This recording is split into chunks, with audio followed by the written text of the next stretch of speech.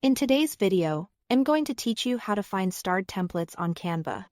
If you've ever marked a template as a favorite and then struggled to track it down later, this walkthrough will make it quick and easy.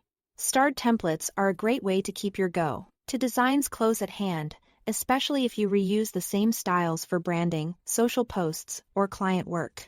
Start by opening Canva. Once it loads, you'll be on the home page, sometimes called the dashboard.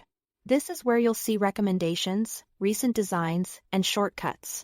From here, we're going straight to the place where all your saved work lives. Look to the left side of the screen and click on your projects. This section is the central hub for everything you've created or saved designs. Uploads, folders, and yes. It's organized to help you quickly jump into ongoing work or reference materials without digging through individual files. When the projects view opens, you'll notice your items laid out in a grid or list. If you've starred something before, you may already see a small star icon next to it, which confirms it's been marked as a favorite.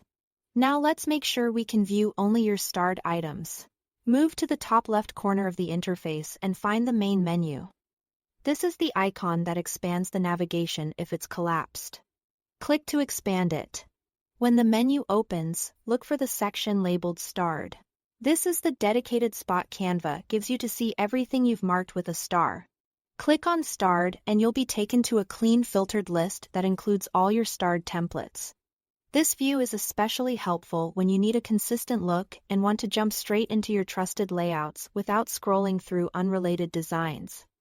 A quick tip as you browse: the starred view is a dynamic list, so it updates automatically as you add or remove stars from templates elsewhere in Canva. If you routinely rely on specific layouts for newsletters, presentations, or social media, keeping them starred ensures they're only a couple of clicks away.